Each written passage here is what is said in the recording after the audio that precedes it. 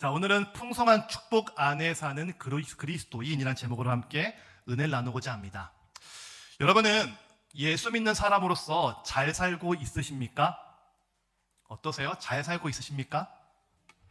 이번 한 주에 저 질문을 심각하게 생각해 보았습니다. 과연 나는 예수를 믿는 사람으로서 잘 살고 있을까?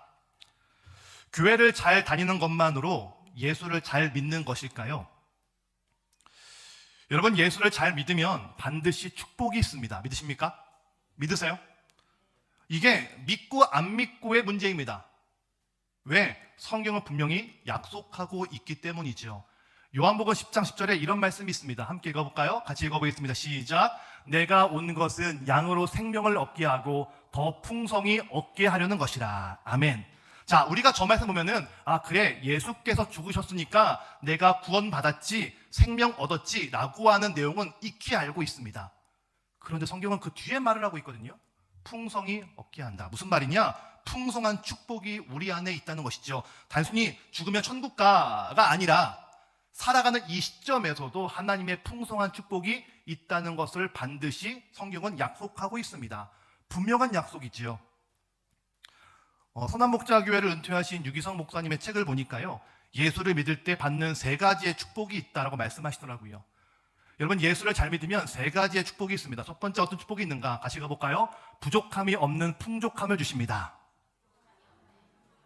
다시 한번요. 부족함이 없는 풍족함을 주십니다. 어떤 축복이 있는가? 부족함이 없는 풍족함을 준다. 예수님은 사마리아 여인에게 이렇게 말씀하시죠. 요한복음 4장 14절에 이 말씀이 적혀 있습니다. 좀 작지만 함께 읽어볼까요? 요한복음 4장 14절 같이 읽습니다. 시작. 내가 주는 물을 마시는 자만은 영원히 목마르지 아니하리니 내가 주는 물은 그 속에서 영생하도록 솟아나는 샘물이 되리라. 아멘. 뭐라고 이야기합니까? 영원히 목마르지 않는다라고 말하고 있습니다. 즉 우리에게는 풍족함이 있다는 것이죠. 또 있습니다. 에덴 동산으로부터 나오는 물줄기가 마르지 않는다라고 성경은 이야기합니다.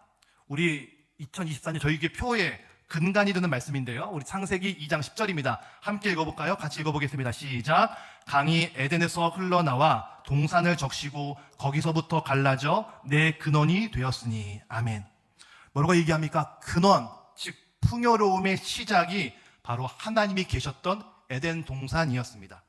즉 우리가 예수를 제대로 믿고 있으면 우리는 풍족함, 만족함이 있습니다. 여기서의 풍족함은 부자가 된다 이런 뜻이 절대로 아닙니다. 부자의 기준은 저마다 다르겠죠. 하지만 베풀 수 있는 여유로움, 나눌 수 있는 여유로움, 그것이 바로 풍족함이죠. 혹시 우리가 가지고 있는 재산이 많이 있다 할지라도 계속 부족해, 없어, 모자라 라고 투덜거리고 있다면 우리는 교회만 다닌 사람입니다. 반대로 내가 무언가 주고 싶고 나누고 싶고 베풀고 싶다면 우리는 풍족함의 사람인 것이죠. 예수를 잘 믿으면 이 풍족함의 축복을 주십니다. 또 어떤 축복일까요? 2번째입니다. 따라해 보실까요? 영향력의 사람으로 존경받는 축복이 있습니다. 다시 한번요. 영향력의 사람으로 존경받는 축복이 있습니다. 우리 함께 요한복음 7장 37절 38절 우리 앞에 나와 있죠. 같이 읽어보겠습니다. 시작.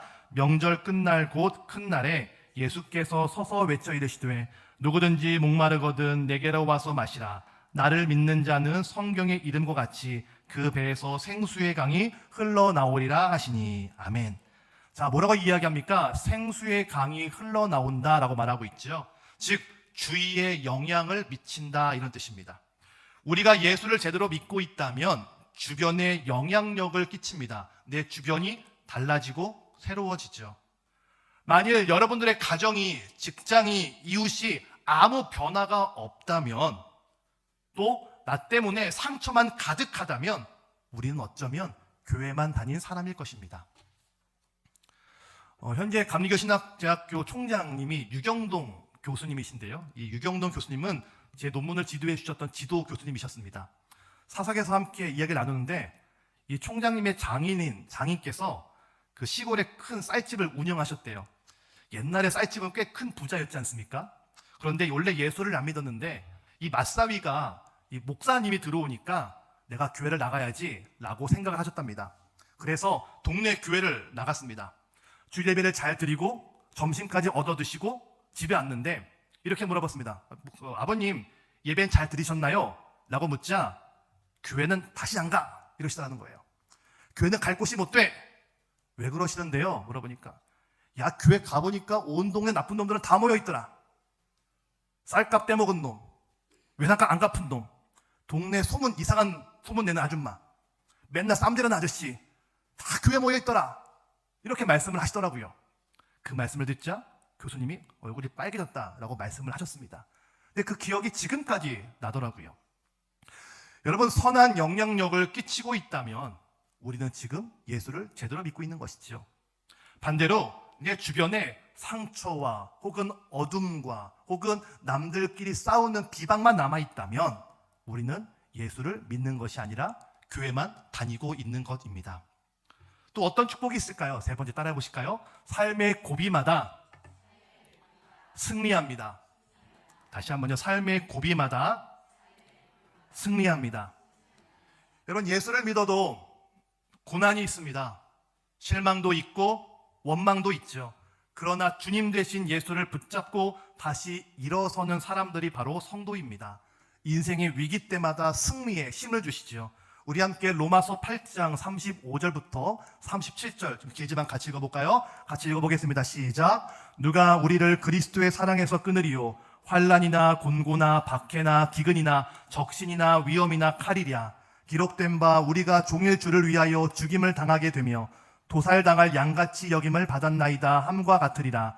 그러나 이 모든 일에 우리를 사랑하시는 이로 말미암아 우리가 넉넉히 이기느니라. 아멘. 할렐루야. 뭐라고 얘기합니까? 우리가 넉넉히 이긴다라고 말하고 있죠. 우리가 겪는 고난과 어려움 속에서도 우리가 넉넉히 이기고 있다면 우리는 예수를 잘 믿고 있는 것이죠. 어려움이 있습니다. 고난이 있습니다. 그러나 기도하고 위기를 돌파하고 있다면, 그 간증들이 나에게 쌓여가고 있다면 우리는 예수님을 제대로 믿고 있는 것이죠. 반면에 의욕이 없어요. 모르겠어요. 몰라요. 라고 되풀이 말하고 있다면 우리는 예수를 제대로 믿고 있는 것이 아닌 것이죠. 교회만 출석하고 있는 것입니다. 우리가 읽은 본문은 풍성함 속에 살고 있었던 성도들의 모습을 보여주고 있습니다. 초대교회 모습이거든요. 성령의 충만함을 경험한 성도들은 자기들이 갖고 있었던 재물들을 모두 팔아서 서로를 돕고 먹이며 한 가족처럼 살아갑니다. 가진 사람들은 자기의 것을 팔아서 어려운 사람들을 도왔고, 도움을 받은 사람들은 감사해하며 서로를 사랑했죠. 그래서요, 당시 초대교회는 놀라운 부흥을 경험했습니다. 여러분, 오늘 말씀을 잘 들으셔야 됩니다. 왠지 아십니까? 이 말씀을 토대로 사회주의가 만들어졌기 때문에 그렇습니다. 사회주의의 창시자였던 칼 막스는 그의 아버지는 목사님이셨습니다. 또 칼 막스 역시 신학교를 졸업하고 목회자가 되기로 결정한 사람이었죠. 그런데 아버지가 너무 가난한 거예요. 목사님이었지만 너무 가난하니까 그 사회에 대한 복수심이 이 칼 막스 내면에 가득 차 있었습니다. 내가 보기엔 아버지가 참 선한데 왜 우린 가난해?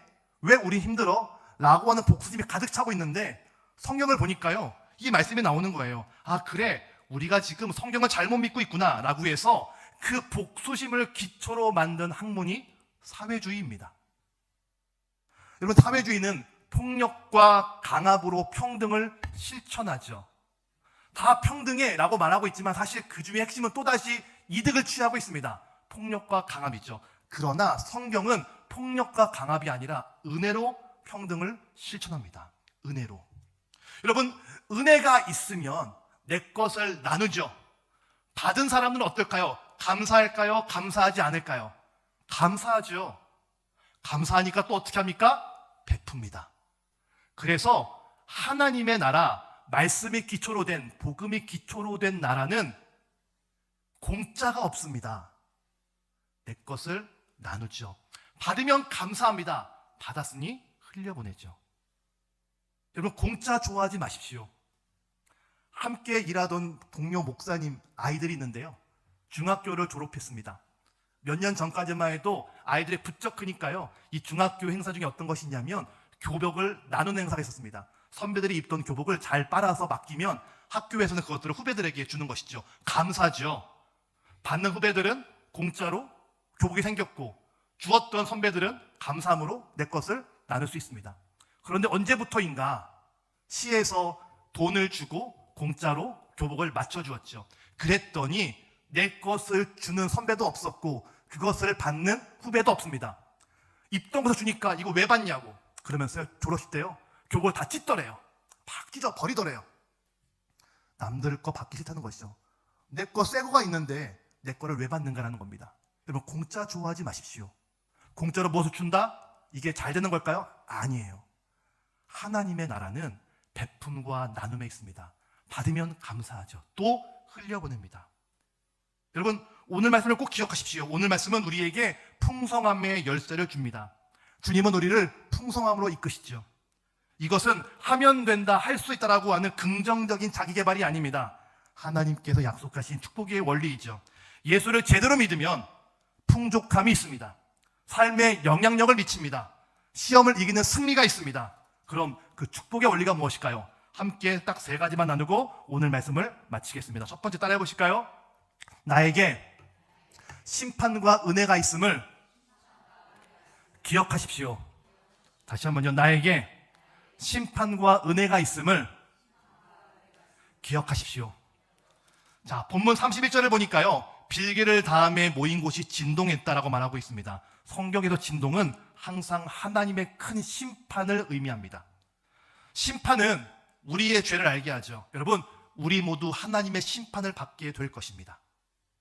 우리가 예수를 믿고 또 열심히 믿고 교회에 충성했다 할지라도 우리 모두 다 하나님의 심판대 앞에 있을 겁니다. 그런데요, 죄가 있는 곳에 은혜가 있어요. 우리가 수요일마다 트리니티 바이블 스터디를 배우고 있죠. 여러분 함께 공부하신 분들 기억하실 텐데 에덴 동산에 나무가 하나가 있을까요? 두 개가 있을까요? 잘 들어보세요. 에덴 동산에 나무가 하나가 있을까요? 두 개가 있을까요? 잘 들어보세요. 에덴 동산에 나무가 하나가 있을까요? 두 개가 있을까요? 두 개가 있죠. 무슨 나무가 있을까요? 선악을 알게 한 선악나무와 생명나무가 있어요. 두 가지가 있습니다. 선악나무는 내 죄를 깨닫게 하는 나무예요. 심판을 의미합니다. 반대로 생명나무는 영생을 의미하는 축복을 의미하죠. 죄를 알면 은혜가 보여요. 그래서 로마서 5장 20절을 보니까 죄가 더한 곳에 은혜가 넘쳤다라고 말하고 있습니다. 본문도 마찬가지입니다. 하나님의 심판이 있다라고 31절은 이야기합니다. 그랬더니 33절을 보니까 성도들에게 큰 은혜가 있더라라고 말하고 있습니다. 은혜 받은 결과가 무엇입니까? 자기 재물을 자기 것으로 여기지 않았다는 것이죠. 우리 함께 32절을 읽어볼까요? 같이 함께 읽어보겠습니다. 시작. 믿는 무리가 한 마음으로 한 뜻이 되어 모든 물건을 서로 통용하고 자기 재물을 조금이라도 자기 것이라 하는 이가 하나도 없더라. 아멘. 뭐라고 얘기합니까? 내가 벌었으면 내 거죠. 근데 내 게 아니래요. 하나님께서 나에게 맡겼다라고 말씀합니다. 소유에 대한 개념이 바뀝니다. 여러분, 은혜가 뭘까요? 은혜는 영어로 grace라고 말하기도 하지만 또 다른 뜻으로는 favor라고 하는 뜻으로도 말합니다. 따라해 보실까요? favor. 다시 한번 favor. 무슨 뜻이냐? 하나님의 선물이라는 뜻입니다. 하나님의 선물. 하나님께서 여러분에게 재정을, 건강을, 가정을 선물로 주셨어요. 그게 은혜예요. 페이버라고 하는 책을 쓴 하영록 사장님이 계십니다. 이분은요 20대 중반에 미국의 큰 대학을 졸업하셨고요 30대쯤에 미국 대기업의 임원이 되십니다. 그래서요 30대 중반부터 소위 성공한 인생을 살고 있었죠. 이분께서 미국에서 그 고속도로를 쭉 운전하고 가시는데요 갑자기 정신을 잃고 쓰러지게 됩니다. 눈을 떠보니까 병원의 응급실이었습니다. 의사가 심장에 문제가 있습니다 라고 하는 진단을 내렸습니다. 근데 그 심장의 문제는 이식밖에 답이 없다는 거예요. 한 2년간 심장 이식을 위해서 기다리고 있는데 심장이 나타나지 않았습니다. 죽음을 앞두고 있던 그 찰나에 감사하게도 자신과 딱 맞는 심장을 발견하게 됩니다. 당장 내일 수술하기로 했습니다.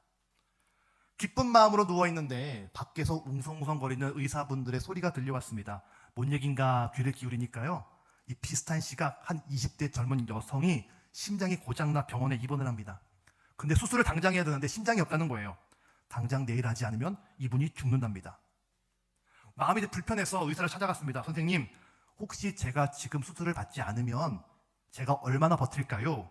물어보니까 짧게는 2주, 길게는 1개월 버틸 수 있다라고 이야기합니다. 병실에 누워있는데 귀학교 때 배웠던 말씀이 기억납니다. 내 이웃을 내 몸처럼 사랑하라. 화가 나는 거예요. 하나님, 저 죽을 것 같은데 어떻게 제가 양보합니까? 근데 마음에서 내 이웃을 내 몸처럼 사랑하라. 계속 그 말씀이 떠오르는 거예요. 에이, 모르겠다 싶어서 심장을 양보하기로 결정을 합니다. 그리고 하 사장님은 2주 뒤에 절반만 건강한 심장을 다시 이식을 받죠. 순종했잖아요. 그럼 나야죠. 근데 심장이 절반만 건강하다 보니까 4년간 죽을 고생을 합니다. 얼굴이 붓고 심장에 뭐가 막히고 졸도하기도 하고 직장에서 그만둬야 됐었고 모든 게 엉망이 되었습니다. 화가 났죠. 원망했죠. 그런데 4년 뒤에 다시 새로운 심장을 이식받아 건강을 회복하게 되었습니다. 순종했는데 4년간 소위 개고생을 합니다. 얼마나 원망을 많이 했게요. 그런데 하나님이요, 그때 순종을 기억하십니다. 엄청나게 은혜를 부어주시더라고요. 회사는 미국 동부에서 가장 큰 건설회사가 되고요. 이 하영록 사장님은 백악관에 들어가서 큰일을 감당하게 됩니다. 그리고 지금은 목사님이 되셔서 평일에는 사업가로, 주말은 교회에서 하나님의 일들을 증거하고 있습니다. 여러분, 하나님은 우리에게 심판을 주세요. 심판은 무서운 것이 아닙니다. 심판은 당연한 것이죠. 그런데 심판이 있다는 것들을 기억해야만 은혜가 보여요. 내 것은 하나도 없죠. 나같이 부족한 사람에게 하나님이 자녀를 맡겨주셨어요. 재정을 맡겨주셨어요. 가족을 맡겨주셨어요. 맡겨주신 거죠. 은혜입니다. 하나님의 선물이죠. 이 심판과 은혜가 있다는 것을 기억하시지요. 바로 풍성한 축복의 첫 번째 비결이라 믿습니다. 두 번째입니다. 따라해 보실까요? 서로를 불쌍히 여기십시오. 다시 한번요. 서로를 불쌍히 여기십시오. 우리 34절에 참 귀한 은혜가 있는데요. 34절 우리 함께 읽어볼까요? 같이 함께 읽어보겠습니다. 시작. 그 중에 가난한 사람이 없으니 이는 밭과 집 있는 자는 팔아 그 판 것의 값을 가져다가. 아멘. 여러분, 모인 사람 중에 정말 가난한 사람이 없었을까요? 있죠. 왜 없어요? 있죠. 여러분, 가난하면 서럽습니다. 혹시 돈이 없던 경험 있으셨습니까? 가난하면 서러워요. 자존심 상하고요. 주눅이 들어서 말도 제대로 하지 못합니다. 반대로 돈이 많으면 부자는 자신감도 있고 매너도 있습니다. 지갑이 인격이라고 하죠. 넉넉하니까 베풀고 사람들이 좋아하니까 인기도 올라갑니다. 그런데 초대교회 때에는 가난한 사람이 없대요. 왜 그럴까요? 서로를 불쌍히 여겼더니 화목한 관계가 되었습니다. 여러분, 저는 계속 기도하는 것이 있습니다. 저희 교회가요, 하루빨리 돕는 교회가 되는 것들을 기도하고 있습니다. 여러분, 같이 기도해 주세요. 도움받는 교회가 아니라 돕는 교회, 사랑받는 교회가 아니라 사랑하는 교회. 저와 함께 목회했던 이 캄보디아의 후배 선교사님이요, 제가 처음 저희 교회에 부임했을 때 아버님이 돌아가셨어요. 그리고 장례를 치른 다음에 그 조의금을 들고 저를 찾아왔습니다. 당시 저희 교회 천장이 뚫려 있었잖아요. 기억하시죠? 이쪽 부분이 막 허물어 있었죠. 그걸 보시고 되게 안타까웠나 봐요. 그래서 공사에 보태달라며 70만 원을 가지고 왔습니다. 저는 그때 그 돈을 잊을 수가 없습니다. 저 자리를 볼 때마다 저 친구의 그 헌신과 사랑이 꼭 기억납니다. 아버지의 조의금이 어떤 돈입니까? 정말 귀한 돈이죠. 게다가요, 사진처럼 보시면 아시겠지만 자녀가 셋이나 됩니다. 게다가 선교사죠. 한 푼이 아쉽습니다. 그런데 저 선교사님이 아버지의 조의금 70만 원을 가지고 옵니다. 저분에게 70만 원은 7천만 원? 혹은 7억 정도의 가치가 있는 건 아니었을까요? 왜 그렇습니까? 우리를 불쌍히 여긴 것이죠. 불쌍히 여긴다는 말은 동정한다 그런 의미가 절대로 아닙니다. 돕고자 하는 하나님의 마음이죠. 돕고 싶은 마음. 예수님도 환자들을 보면서 불쌍히 여겼다라고 말씀하십니다. 돕고 싶은 마음이 바로 불쌍히 여기는 마음입니다. 여러분, 한번 이렇게 쭉 고개를 돌려보실까요? 예, 쭉 돌려보세요. 누가 보이십니까? 혹시 지난주에 보였던 분들 중에 안 보이는 분들이 있으십니까? 왜 그 사람이 오늘 없지? 바쁠까? 혹은 마음이 어려워서 안 온 건 아닐까? 궁금해 여기는 마음들이 우리 모두에게 있었으면 좋겠습니다. 오늘 다 예배 끝나시고 맛있는 식사가 준비되어 있습니다. 아까 올라오는데요, 이 된장 냄새가 제 굶주린 배를 막 자극하더라고요. 꼭 다 식사하시고 가시기 바랍니다. 그런데 오늘 식사하시는데 혼자 식사하는 분이 계시다면 한번 찾아가 보십시오. 찾아가서 앞에 앉아서 이런 얘기 저런 얘기 한번 나눠보시죠. 평소와 다르게 말이 없는 분이 계시다면 한번 그분께 찾아가서 전화해서 안부를 물어보시지요. 혼자 외롭게 설거지하는 분이 계시다면, 혹은 혼자 기도하면서 막 우는 분이 계시다면 마음을 활짝 열고 손을 한번 내밀어 보시죠. 서로를 불쌍히 여기면 도울 수 있습니다. 변화가 시작이 되죠. 이신전심이라 하지 않습니까? 내 마음이 상대방과 통한다는 것입니다. 서로를 불쌍히 여기는 것이 바로 풍성함의 축복의 두 번째 비결인 줄로 믿습니다. 마지막 세 번째입니다. 따라해 보실까요? 긍정으로 순종하십시오. 다시 한번요. 긍정으로 순종하십시오. 36절을 보니까요, 요셉이라고 하는 이름의 바나바가 등장을 합니다. 바나바는 사막에 숨어 있었던 사도 바울을 발굴한 사람이었습니다. 그가 바울을 발굴해서 함께 안디옥 교회를 개척하거든요. 그 안디옥 교회는 세계 선교의 기지가 되었습니다. 만약에 바나바가 없었다면 바울도 없습니다. 그런데 바나바는 이 초대교회에서 훈련을 받았지요. 여러분이 얼마나 중요하고 소중한 사람인지 아십니까? 내가 예수를 믿으면 삶의 영향력이 흘러가요. 그런데 부정적인 신앙을 가진 사람은 부정적인 영향을 주고요. 반대로 긍정적인 신앙을 가진 사람은 긍정적인 영향을 주게 됩니다. 부정적인 사람은 우선 핑계가 많습니다. 이래서 안 되고 저래서 안 됩니다. 이유도 많고 말도 많죠. 들으면 맞는 말 같은데요, 말만 많다 보니까 제대로 되는 게 아무것도 없습니다. 여러분, 교회는 회의가 많은 곳이 아닙니다. 교회는 기도가 많은 곳이죠. 회의가 많으면 산으로 갑니다. 제가 섬겼던 한 공동체는 회의가 참 많습니다. 기도는 20분 하고요, 회의는 매주 4시간씩 합니다. 진이 빠지더라고요. 어떻게 되는 줄 아십니까? 결론이 안 납니다. 산으로 가더라고요. 되는 게 아무것도 없습니다. 대신 긍정적인 사람은 순수합니다. 말이 별로 없죠. 말씀을 듣고 하나님의 마음이다라고 하면 아멘으로 순종합니다. 말보다 적극적인 순종이 있으니 선한 열매를 맺게 되는 것이죠. 사도들의 말씀을 듣고 사람들은 큰 은혜를 받아서 가지고 있던 것들을 다 팔아 서로를 돕습니다. 그 모습은 선한 영향력을 흘려보내고 그 속에서 바나바가 훈련이 되죠. 여러분은 소중한 사람이십니다. 따라해 보실까요? 여러분은 소중한 사람입니다. 우리 서로 이렇게 인사해 볼까요? 당신은 소중한 사람입니다. 믿으십니까? 여러분은 정말 소중한 사람이세요. 여러분들의 말 한마디, 여러분들의 생각 하나, 여러분들의 그 마음가짐 하나가 다른 사람들에게 큰 영향을 끼치게 된다는 것이죠. 여러분, 선한 말을 하십시오. 못해, 죽을 것 같아, 힘들어가 아니라 해보는 거죠. 제가 순종할게요 라고 하면 선한 열매가 맺어집니다. 선한 말을 하십시오. 당신과 무슨 하겠어가 아니라 나 같은 사람과 결혼해줘서 고마워 라고 하는 것이죠. 긍정적인 답. 못한다, 안 된다, 어렵다고 100번 말해도 선한 열매가 맺어지지 않습니다. 아멘하고 기도하고, 아멘하고 전도하고, 아멘하고 복음 전하는 일을 감당하고 교회를 섬길 때 바나바와 같은 사람이 된다는 것이죠. 여러분, 우리는 선한 영향력의 사람입니다. 여러분은 정말 소중한 사람들이십니다. 따라해 보실까요? 나는 소중한 사람이다. 다시 한번요. 나는 소중한 사람이다.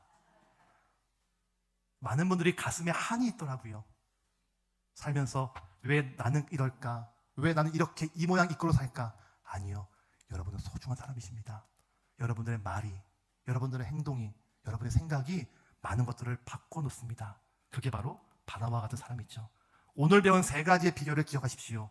그러면 3가지의 축복, 부족함이 없고 영향력이 만들어지며 승리하는 사람들이 다 될 줄로 믿습니다. 이 말씀으로 우리 또 힘차게 한 주를 살아가시는 우리 저와 여러분 되시기를 주님의 이름으로 축원합니다.